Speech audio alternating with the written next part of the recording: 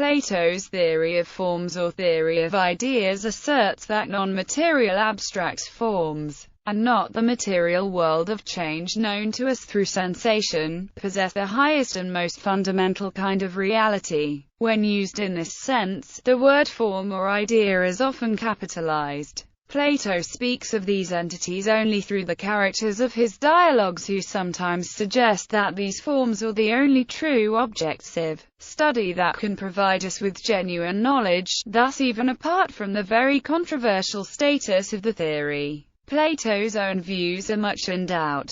Plato spoke of forms in formulating a possible solution to the problem of universals. Forms. The Greek concept of form precedes the attested language and is represented by a number of words mainly having to do with vision, the sight or appearance of a thing. The main words, epsilon, delta, omicron, sigma and delta epsilon alpha, come from the Indo-European root *vide, c. Eidos is already attested in texts of the Homeric era, the earliest Greek literature. Equally ancient is mu omicron rho phi eta, shape, from an obscure root. The phi alpha iota nu omicron mu epsilon mu alpha, appearances, from phi alpha iota nu omega, shine. Indo-European *bha was a synonym. These meanings remained the same over the centuries until the beginning of philosophy, when they became equivocal, acquiring additional specialized philosophic meanings.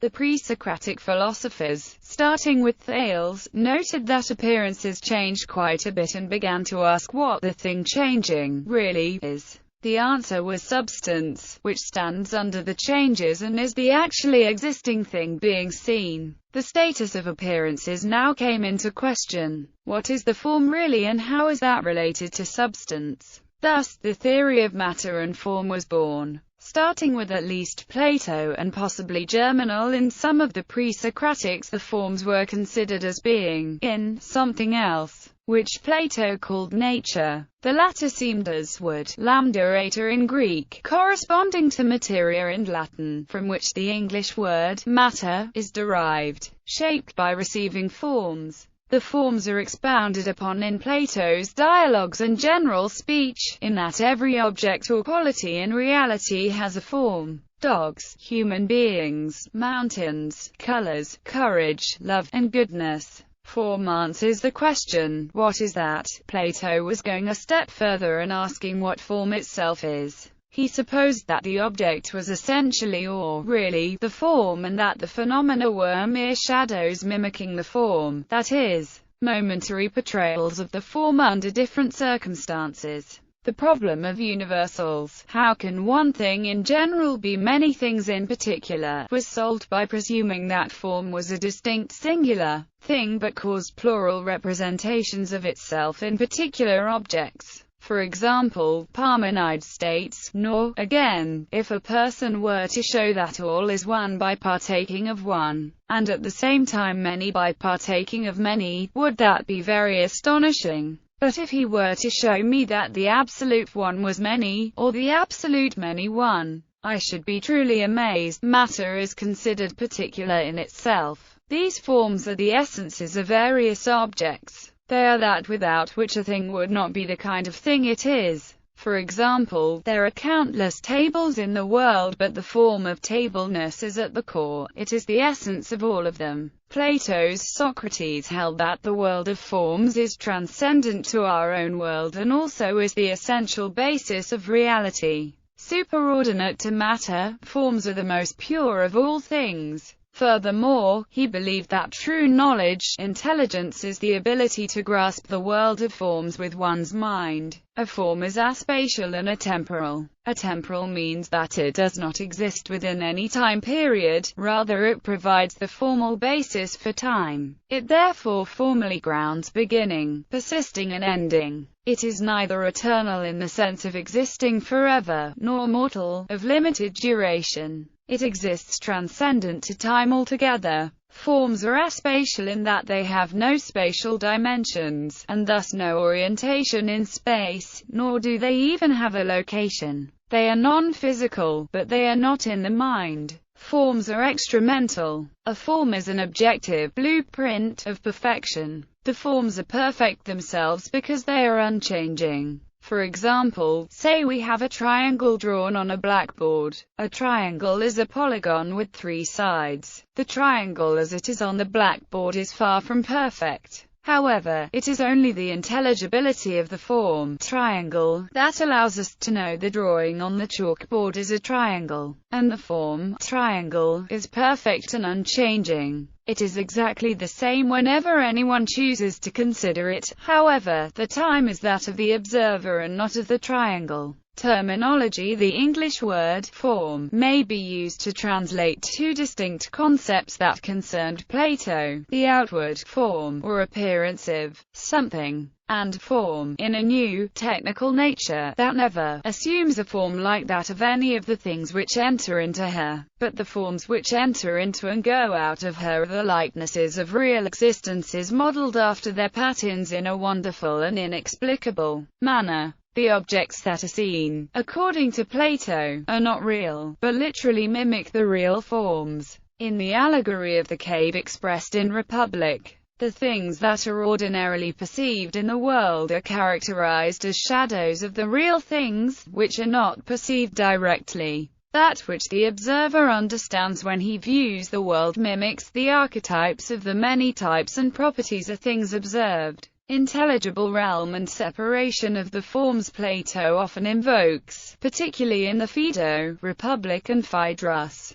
poetic language to illustrate the mode in which the forms are said to exist. Near the end of the Phaedo, for example, Plato describes the world of forms as a pristine region of the physical universe located above the surface of the earth. In the Phaedrus the forms are in a place beyond heaven, and in the Republic the sensible world is contrasted with the intelligible realm in the famous allegory of the cave. It would be a mistake to take Plato's imagery as positing the intelligible world as a literal physical space apart from this one. Plato emphasizes that the forms are not beings that extend in space, but subsist apart from any physical space whatsoever. Thus we read in the Symposium of the Form of Beauty, it is not anywhere in another thing, as in an animal, or in earth, or in heaven, or in anything else, but itself by itself with itself. And in the Timaeus Plato writes, since these things are so, we must agree that that which keeps its own form unchangingly, which has not been brought into being and is not destroyed, which neither receives into itself anything else from anywhere else, nor itself enters into anything anywhere, is one thing.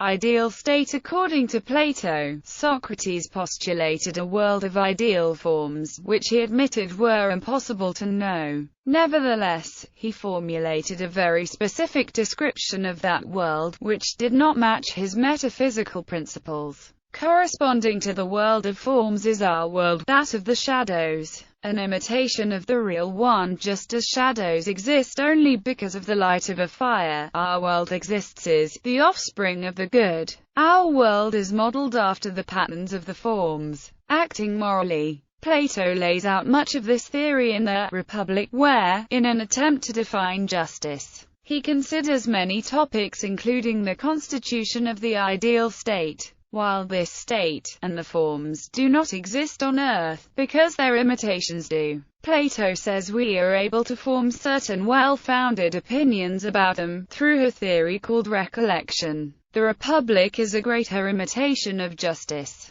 Our aim in founding the state was not the disproportional happiness of any one class, but the greatest happiness of the whole. We thought that in a state ordered with a view to the good of the whole we should be most likely to find justice. The key to not know how such a state might come into existence is the word founding, which is used of colonization. It was customary in such instances to receive a constitution from an elected or appointed lawgiver. However, in Athens, lawgivers were appointed to reform the constitution from time to time. In speaking of reform, Socrates uses the word purge, in the same sense that forms exist purged of matter. The purged society is a regulated one presided over by philosophers educated by the state, who maintain 3 non-hereditary classes as required: the tradesmen, the guardians and the philosophers. Classes assigned at the end of education, when the state institutes individuals in their occupation. Socrates expects class to be hereditary, but he allows for mobility according to natural ability.